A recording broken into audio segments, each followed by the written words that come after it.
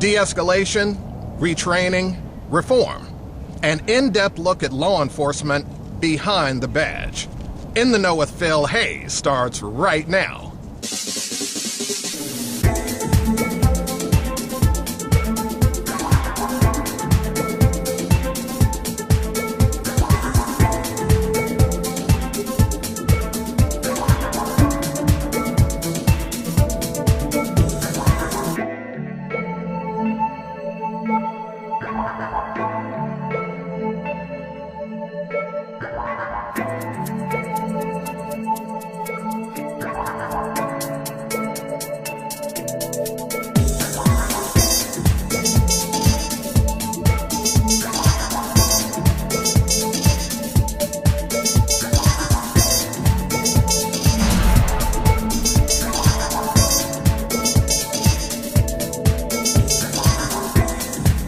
Oscar Grant, Rakia Boyd, Sandra Bland, Michael Brown, Eric Garner, Tamir Rice.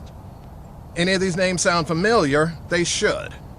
Sadly, each of them has fallen victim to incidents by police under dubious circumstances. Incidents such as these that have happened over the last year have led to widespread calls for nationwide law enforcement reform. One of those voices, ironically, is Officer Michael A. Wood, Jr., an ex-Baltimore police officer who was on the forefront of the national discussion regarding general police culture. This is a rather lengthy episode, however, it's easily one of the most informative that we here at In the Know have ever done. Today, we talk to Officer Michael A. Wood, Jr. about police reform from the inside perspective.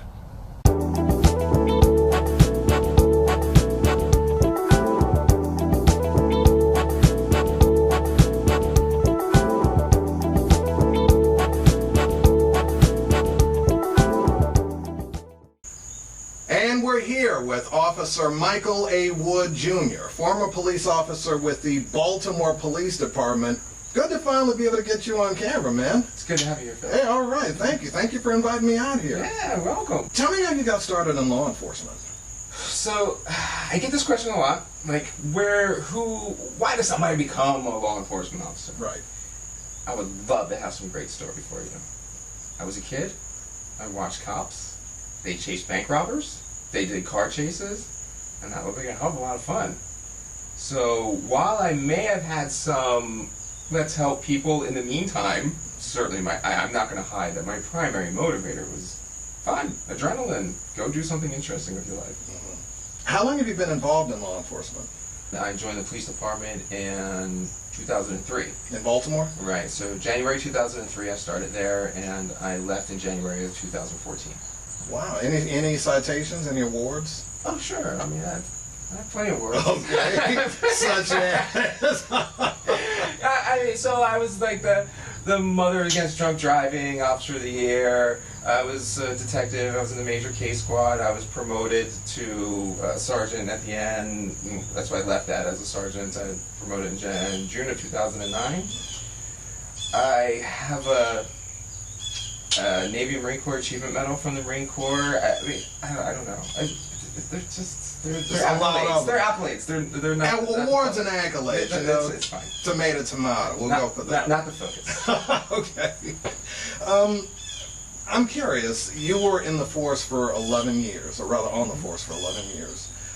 Did you notice, when exactly did you begin to notice that things were beginning to kind of take a bit of a downturn as regarding like the morale of the officers on the force? Yeah, you'd have to tell me when morale was good. I'm not aware of morale being good at any point in time in the Baltimore Police Department, for sure. I mean, it was like one of those, the beatings will continue until morale improves, things that the whole time I was there was certainly the case. Police officers, so they are, the reason they feel that they are isolated is because essentially they actually are. They do a lot of it themselves. But you also have things, for instance, in Baltimore where the mayor, we had a contract, and you signed a contract, right? And the contract was backed by law. So what the mayor did was just change the law. so that the officers, they had a 20-year retirement, they pushed it to a 25-year retirement. They take away tuition reimbursement, and these things, like, they affect people's lives. So, you know, if somebody were to come up to anyone and say, hey, by the way, I know we agreed to this contract, Right. but I'm going to go ahead and rip that up, and then I'm going to give you this way worse contract. I know you were going to retire in 4 years, and you thought you were on this one, but really you're on this one. And things like that, they build up. I mean, because like if your wife was planning on retiring, you're planning on moving to a new home or something like that, and you have future plans, you know, and then they just arbitrarily change it. So you have a lot of these internal problems where you're fighting internal injustices, and so you get focused on these internal injustices. In the meantime, you don't realize all the external injustices Right. you're doing because you just don't even think about it. You just follow the system, and then you're really wrapped up in these internal injustices. And that's where I was doing, is I was really started to get wrapped up in internal justices when I was, it was about 2010, 2011. I started seeing just the treatment of even black officers in the police department. So the police department in Baltimore is about 50-50 white and black. Okay. Each step you go up, that diminishes.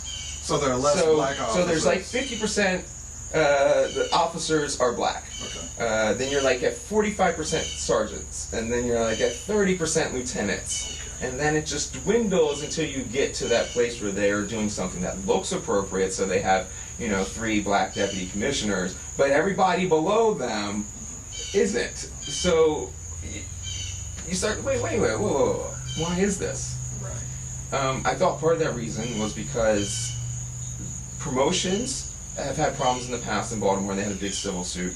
And the other end of that was there's a good old boy network still. And what that network does is they pick and choose who they help through the promotional process. Even though it's an independent process, they know what needs to be on there. They know what has to be said. Right. So what I did was, it's going to sound a little arrogant, Right. I felt as though I was smart enough to do the stuff on my own. And I backed up that I was. You know, I didn't have friends in higher up, and I made sergeant the first time I took the test, and I was on the promotion list for lieutenant when I left first time taking the test. So when I started studying for the lieutenant's test, I sat down and for 2 years, I documented everything that I did, everything that I learned, what people needed to know in management, how you pass the test, every bit of information you could need to be a supervisor in the Baltimore Police Department. And I made it available for everybody so that we could level the playing field, and they didn't get to pick and choose who had the best information. That didn't go very well. I bet it didn't. So I got kicked out of my job and got put to another job. They wanted me to take my name off the book, and like a lot of people kind of higher ups started to blackball me, so to say. Yeah. And that I was Trouble police yeah, officer. sure. Do you think it's systemic regarding training? Like you just mentioned the good old boy network. Mm-hmm. Well, it's generational because, you know, as the old network starts to die down, they, like you said, they pick and replace it with choose. a new one. Yeah, you replace it with a new one. So you have a constant generational thing of good old boy network. Do you think that it's systemic within the mindset, and that affects how officers are trained? I really think it's systemic in the entire system. I don't think you can pick a branch that doesn't have institutionalized racism in it from the criminal justice end. Whether you're talking about the prosecutorial system, the prison system, the politicians, procedure, training, it's involved in everything. And that's really what pushed me out. It's just like, man, this is everywhere. So it's not just in the mindset of the officers, because the mindset of the officer is no racism. Right. That is, I never met a racist cop. What you're not seeing is how your actions are disproportionately done in a racist manner, because the entire system is done that way. In criminal justice, as a degree, so my undergrad is in regular old criminal justice with a law enforcement specialty. All right. So you have these ideas and these concepts, and even these concepts have a problem in them. Now you hear things like criminal profiling. It's not racial profiling. Right. It's criminal profiling. But from the very beginning of policing in America, their first job was to hunt down slaves and return them to their masters. So even if you go that far back, that slave would have a record, right? Right. And now we decide that we're not going to target the black slave. Right. We're going to target the record. Well, who the hell did you give the record to? Right. And you don't realize that. So when you go out there and you're like, oh, well, black males 16 to 24 are the ones that commit the crime, because look, they've been arrested all these times. Well, yeah, because we've been focusing on them. If we focused on 16 to 24-year-old white males, we would end up with the same stats. Right. Yeah. Right. So we have to acknowledge that, and we're still in denial of that. You'll hear police chiefs get on, MSNBC and talk and defend criminal profiling. Wait, you're not completing this logic cycle here. And students are going to go in criminal justice courses right now, and they're going to learn this as the way you do things. And it's not the way you do things. It's not. And they just don't get it. Right. So, prosecutors, they go for convictions. Do they care about whether they're guilty or not? No. Just the conviction. Does the cop care whether the guy even gets convicted or whether he even did it? No. They only care that they have the PC to make the arrest. Everywhere you go, the metric, how you're being judged by your effectiveness, all is in a systemically racist measure. So in policing, it's the arrest. And remember, who are we focusing on for arrest? Right. In the judicial system, for the court side, it's get the conviction. Who's easier to convict? Michael or Jamal? We know this. We've seen it.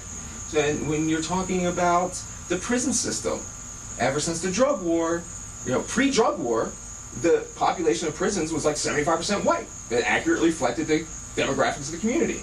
Post-drug war, it's all black. Yeah. Why? Because we're filling in that same bad route. And if we don't understand that what are we going to fix? Nothing. There's nothing to fix. We have to tear it down and start with an entire new foundation, a foundation that's based in empathy and science, not in, well, this is the law and we enforce the law. What are some of the things that you saw from police officers who, shall we say, I won't say of ill repute, but let's just say ill intent? I mean, we're going to have trouble saying they have ill intent. Like, their brains they're just not processing what they do. They see everybody as the enemy, right? So they'll kick a handcuffed suspect. They'll punch a handcuffed suspect in the face. And when that happens in front of me, you don't just have that problem. Okay, you have the problem that I did of not saying anything. It's not that you just have that one bad cop, which we like to say, right, but I'm equally as liable because that was a victim of an assault. I should have dealt with that. In reality, I should have put that cop in handcuffs. Can you imagine that? I mean, even the idea of that sounds ridiculous, right, but that's what we should be doing. That was an assault of an innocent victim that took place right in my face. Right. When that original first tweet that I actually sent out, where I caught a guy in a foot chase when another officer was chasing. I got the guy, handcuffed him, had him laying on the ground. The officer finally catches up, comes around the corner, and kicks him right in the face, instantly swells up. Like literally, his face is instant. Poof, from probably a steel-toed boot. Yeah. And to me, I'm like, man, that guy's an asshole. Why would you do that? So I reached out, took off my handcuffs, and said, he's your suspect, and I left. That's like the most moral thing you can do that's accepted in that environment. Right. And that's a tragedy. What should be accepted is that I go, maybe not even that I put him in handcuffs, but at least we go back and we file some kind of charges because that was an assault that took place in front of my face. Yeah. I saw plenty of those where people would smack somebody for bumping into them, where they completely jack somebody up on the corners, go through their pockets, knowing you have no PC. One of the ones that happens every time, and maybe detectives would get mad at me for saying it, but when we have things like CIs, where you buy somebody to make a drug buy, you pay them money and they go do it. The law says you have to watch them do it the whole time. Now, for one, that's a ridiculous law because you can't actually do that. Right. But because of that, all the officers say that they watch that take place. And you don't. You don't ever watch a place take place. That's ridiculous. If you can watch it take place, what do you need the CI for? Indeed. You know? So that's why you have the CI. We have those kind of things just constantly. So for an instance where you have Freddie Gray. So they chased Freddie Gray for suspecting him of CDS. Okay. Did they find CDS? No, they didn't. Right. So you're chasing for the CDS. You don't find the CDS, and then you still dig for more until you find something that you think you can write. Right. They were wrong. They could not write that. They didn't have the skill to write that. Right. That all came up, and they didn't handle that right. Right. But they tried. And think of how many times you get away. When you see a Sandra Bowes getting shot in a car stop, how many times have you heard that same scenario explained from the officer's side? Now, how many times do you think that wasn't covered up? Exactly. So, those things, they happen constantly. It's misunderstood because in the cops' minds, what they're doing is they're still getting the bad guy. They're just making moral and legal sacrifices, right. whatever, to get that mission accomplished that they think is the right thing to do, and it's not. Right. I don't know how we get to that point. And when you have the officer's being judged on that arrest, so you're incentivizing for the officer to do that. We all can't be expected to be ethical and moral saints doing everything we're expected to do. So we have systems in place to have checks and balances to stop that. We don't have those systems in law enforcement. You have more power and no checks and balances. So what do you think is going to happen? You think this is inevitable? It's blatantly wrong. Right. What are we going to do? Let's stop defending this and really rethink what we're doing. Funny you mention that, because one of the things, and this is a hypothetical I want to put to you. The mayor of Baltimore, Stephanie Rawlings Blake, just recently fired the police commissioner. Okay? Hypothetical. Let's say 5 minutes from now she says, Officer Wood, I saw your interview with Phil Hayes. Fantabulous. You've got some excellent ideas. I want this police department reformed, and I want it done the right way. I'm looking at you for the job. How do you do it? How do I do it? Yeah. The first thing I have to do is I have to take up the drug war. It has to be over. Half of our problems with brutality and half of our, I'm not even going to go with half. I'm going to go with a heck of a lot more than half of our justification for enacting our own personal biases. It sounds like a weird thing to say, but when you have ultimate power, right, you don't actually follow the law. You actually follow your own prejudices or biases, and maybe these aren't bad. The whole society of America has painted this picture that the black male is a demon that we should be afraid of, somebody that's going to rape our daughters and go out and do these criminal things. So somewhere in their mind, that's implanted. Even if it's just from TV, that's in there from a child that's watched TV their whole life, because we have that now. Right. Too much. You come up, and that's back there. And people that, when they have a problem with what I'm saying, I think that's a lot of that coming out. So I have to fight the drug war to take those tools away. I have to change the metrics. We're not going to be judged on arrests. We're going to be judged on your neighborhood. What problems do you have? What blight do you have? How much crime do you have on your books? Because, wow, I think that's what we're trying to stop. If there is a mural of graffiti on the wall, what have you done to fix it? How many people in your neighborhood know you? So if I was a commissioner, right, I don't want to stop into a house, well, maybe a block. Let's give me one block. And I want to knock on every single door and say, who's the 3 post officers here? The name that I don't hear is going to be in big trouble. Right. That's what our metrics need to be. Okay. So I would have to first start changing that. Really promote that arrest is the last resort, because we jump to arrest. Okay? Policing today, we take that from people with complete disregard. Don't care. We're going to tow your car. We're going to do these things. Who cares? Because you're not human to us. You're the enemy. So I have to end that. That's like your first thing to do. We have this entire cultural problem, and we have these obvious things that we need to fix immediately. And I hear a lot of people talking about it. I don't hear anybody doing it. You know, we talked earlier about the generational thing in law enforcement. If you remember back when Cheney, Goodman, and Schwerner were murdered back in the 60s, the whole thing, the Mississippi burning. Certainly don't remember back to the Okay. 60s. Well, okay. But basically what it was that these police officers that were involved in the deaths of these 3 civil rights workers were open Klan members.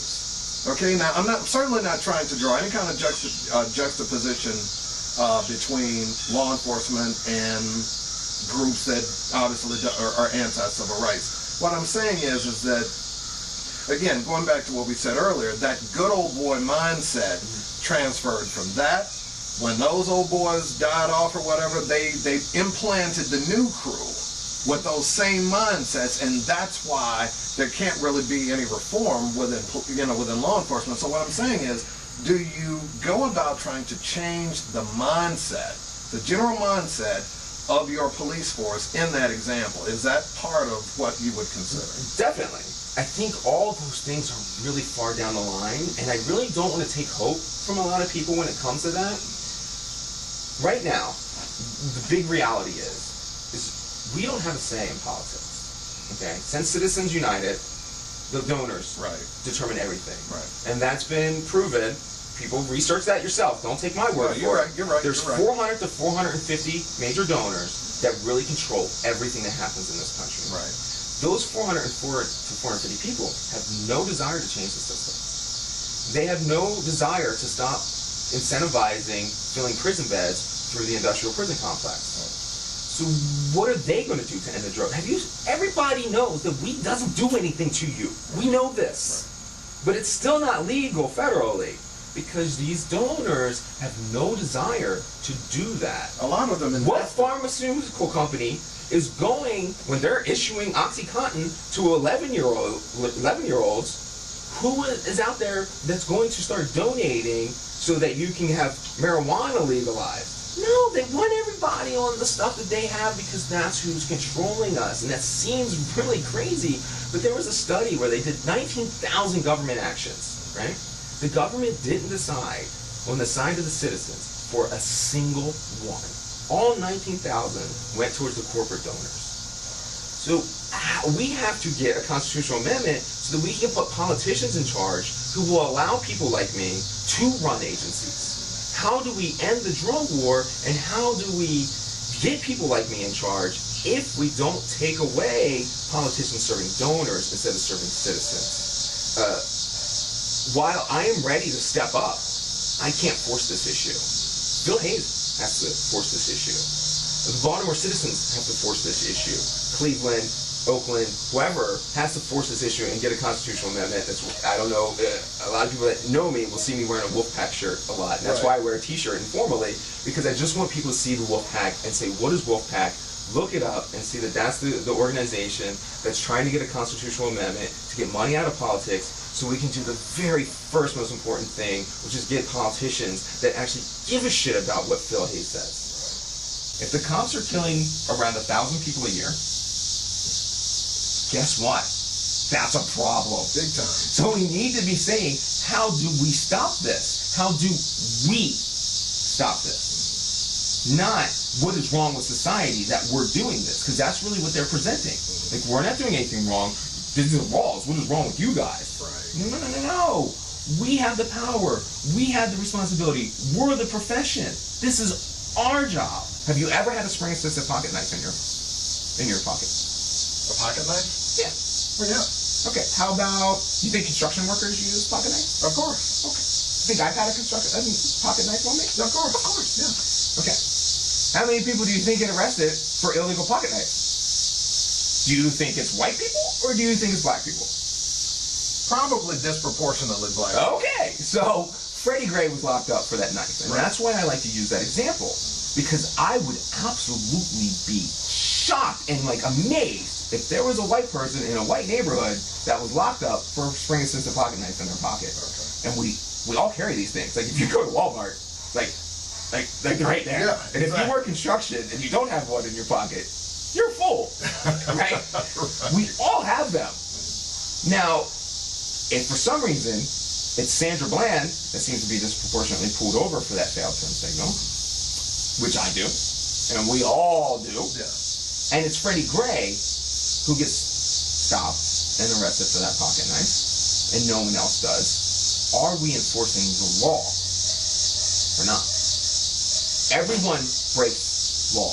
Everyone. So if you are in Roland Park, which is a nice, rich, white neighborhood of Baltimore, and everyone equally has pocket knives, and then people in Gilmore Homes also have pocket knives, but the people in Gilmore Homes get locked up, and the people in Roland Park do not, you are not enforcing the crime. You're a liar. You're enforcing your own prejudices, and you're enacting out what's wrong with the system.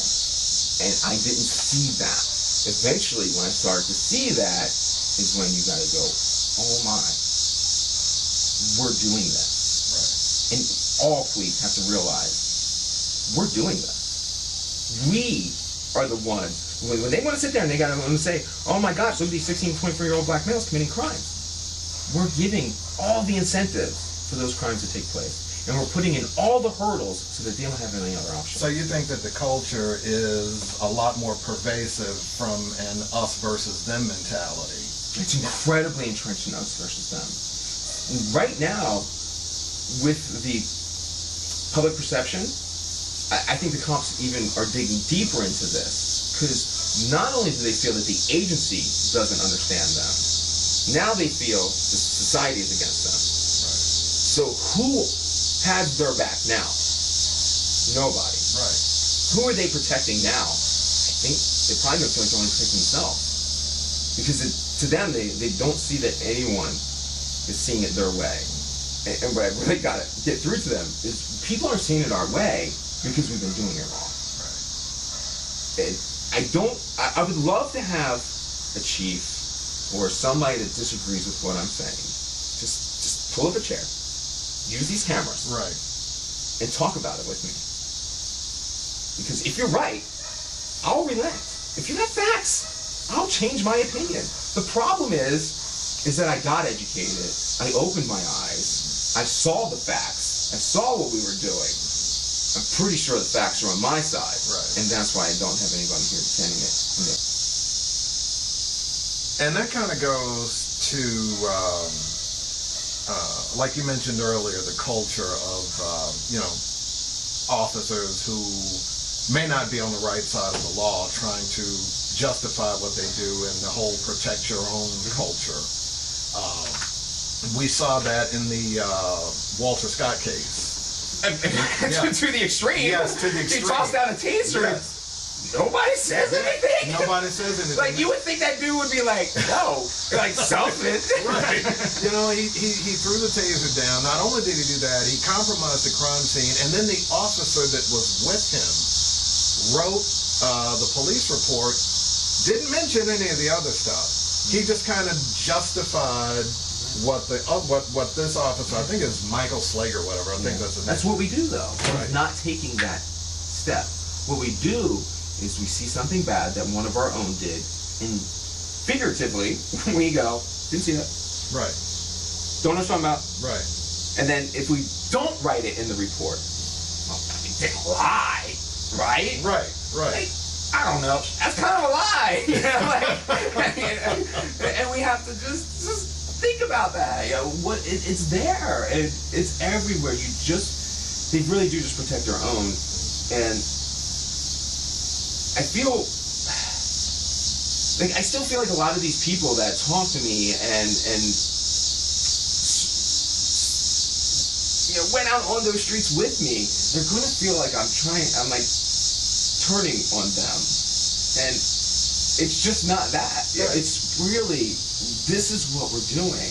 we are covering for one another. Please stop denying it, because we actually have videos of us covering for one another in the worst of scenarios, and continually when we should be knowing that everything's on camera. Yeah. Why is it? I'm baffled that it keeps occurring. Yeah. Baffled. Yeah. I'm going to pause here for a second because no, you're fine. I'm saying for the purpose of this, I'm going to ask you a question, and for the sake of our viewers who don't know what I'm about to say, you mentioned how you were on an arrest once. You chased a guy. You had an officer come up and basically kick him in the face, and you know that was wrong. A lot of people say that the narrative that, well, if good cops would just stand up and narc out all of the bad cops, then police brutality could go away, or just the whole anti-police sentiment where bad cops do bad things. That whole sentiment would kind of dissipate, almost overnight. Of course, I know better. We all do. It's not going to be that sudden. There's officers like you. There's officers like Joseph Crystal, who was also on the Baltimore police force, who, and again, for the purposes of our viewers, basically saw something similar to what you did. He saw actually worse. Yeah, much worse. Yeah, the guy got his ankle broken by a dirty. And they went back. It wasn't even a crime of passion. They went back. Yeah, they took him back to this guy's house where his girl was, and he went back there. He broke the guy's ankle, and it was just a mess. And then, according to Detective Crystal, basically, he got run out of there. He got run out of the police force because he was basically. I mean, it's so he narked out a bad cop. Yeah. And they ran him head first out of the department. He's down in Florida now, from what I understand. He actually, I was his first sergeant. Really? Yeah. So he was a trainee with me for a couple months in the Eastern District. So I knew him then, and we crossed paths many times throughout our careers, and we speak frequently now. Right. Yeah, of course. Clearly, on both same position. Exactly. So I guess what I'm saying is, do you think that people who just see this and they say, well, if good cops would just narc out bad cops, it would go away? Do you think that it's easier said than done because the problem is that entrenched within police departments? It's easier said than done because I'm not even sure if that's a reality in humans. Right. I don't know if human beings are capable of that because, so genetically we have this group mentality. Okay, literally we used to run around in like 150 to 200 people in nomadic herds for a very long time, and that's in us. We have that still where, like, even if you think of your group, imagine like if you knew more than 300, 400 people. Like, you just can't even keep that. Like, our brains don't process that. Right. So maybe those people just can't process that. Looking outside of that group mentality, at least as a whole. Maybe we have outliers, but maybe as a group, that's not even something that's realistic. I always rather have a measure in some checks and balance. It'd be like we could say, if the president would just do everything the way we want, like we wouldn't need Congress and stuff. Like, that's ridiculous. Right. Well, like, that doesn't actually work to rely on a president to do that, because I'm not sure humans are capable of that. So we have to have these checks and balances. We have to have these rules and these things where we go out and we aggressively go after digressions, because leaving them up to another human to do is certainly going to be flawed, just on a philosophical level. You can say, like yeah, hypothetically, if everybody starts saying something, I don't know, like these guys, they all get ran out of town, they all get kicked out of their departments. I mean, a lot of them just end up with like arrest charges later because they become, like an enemy to the other officers because they said something. It just doesn't seem very realistic. I would want to run an agency, but believe it or not, if I ran the agency, I would actually want Phil Hayes here and DeRay McKesson here and a couple of other people.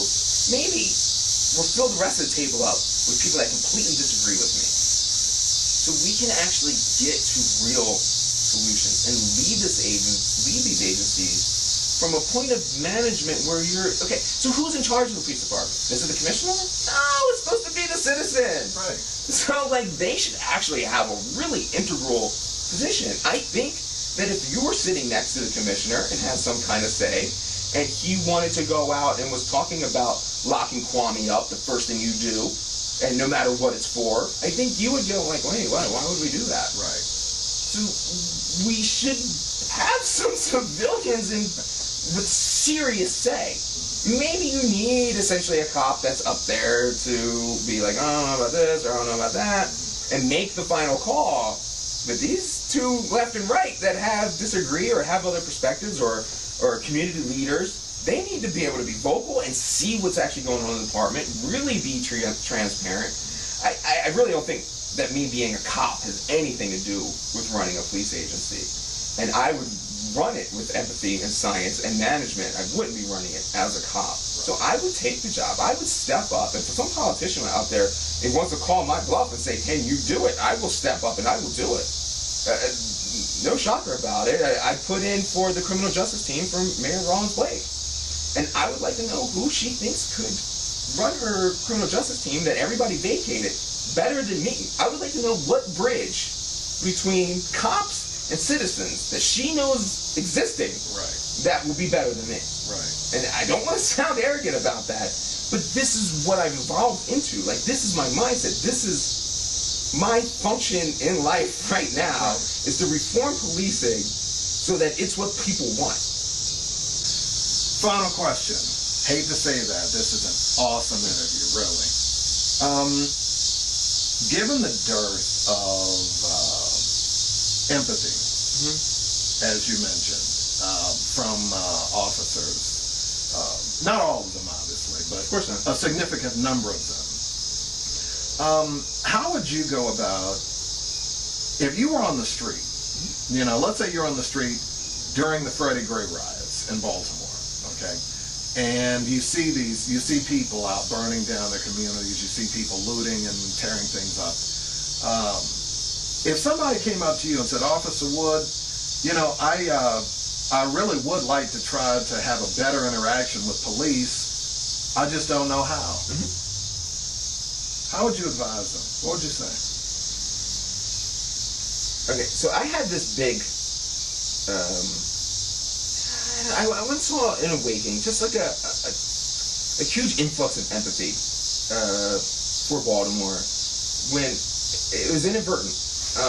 They took tuition reimbursement away from us, and another one of those things where they promised us they would do something and they didn't, and I was in the middle of my undergrad degree, so I ended up having to pay for it myself, and I joined that agency because they had tuition reimbursement and didn't go to the county as a part of my deciding factors.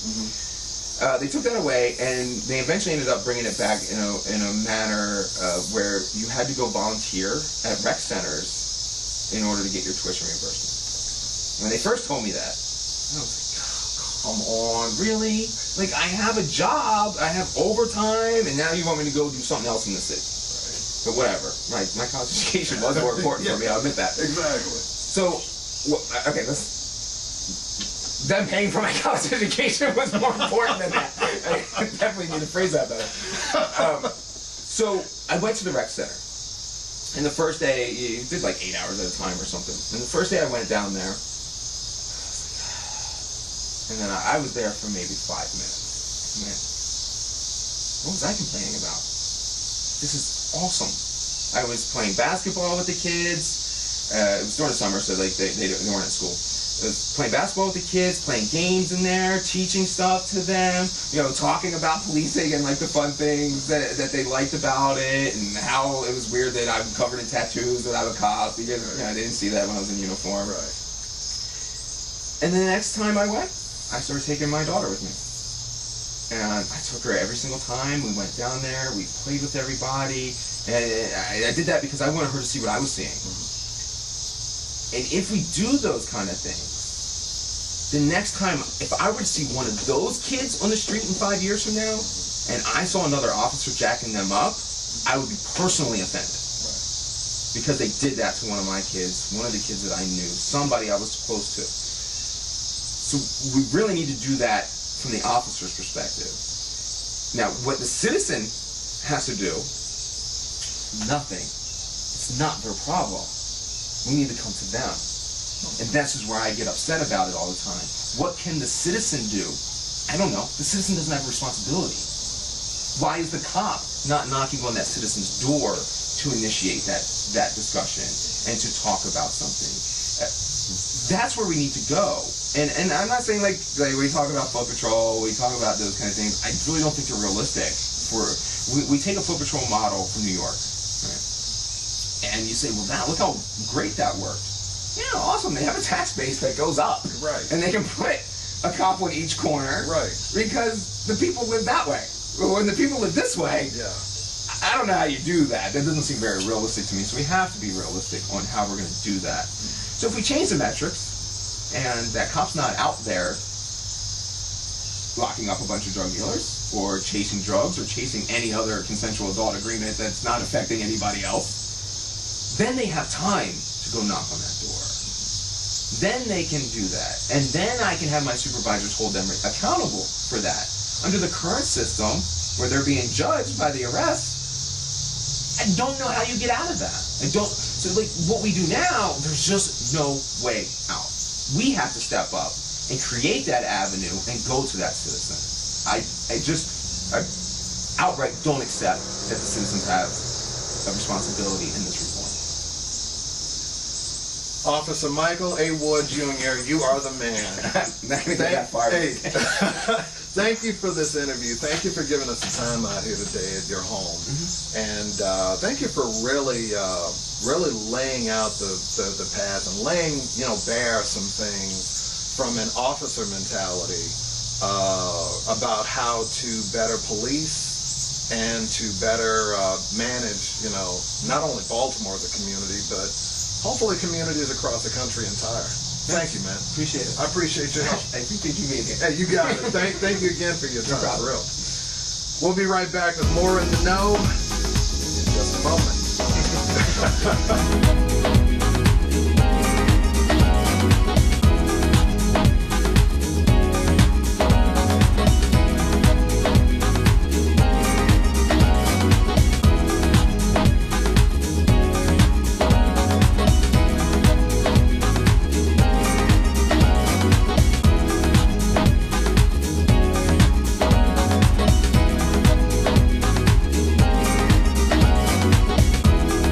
For the record, we here at In the Know support law enforcement 100%. However, we also recognize that positive changes must be enforced before the system is irretrievably broken. To Officer Michael A. Wood, Jr. and the good members of law enforcement, we salute you and your endeavors as you pursue your passion of community service to serve and to protect. I'm Phil Hayes, and you're In the Know. We'll see you next time.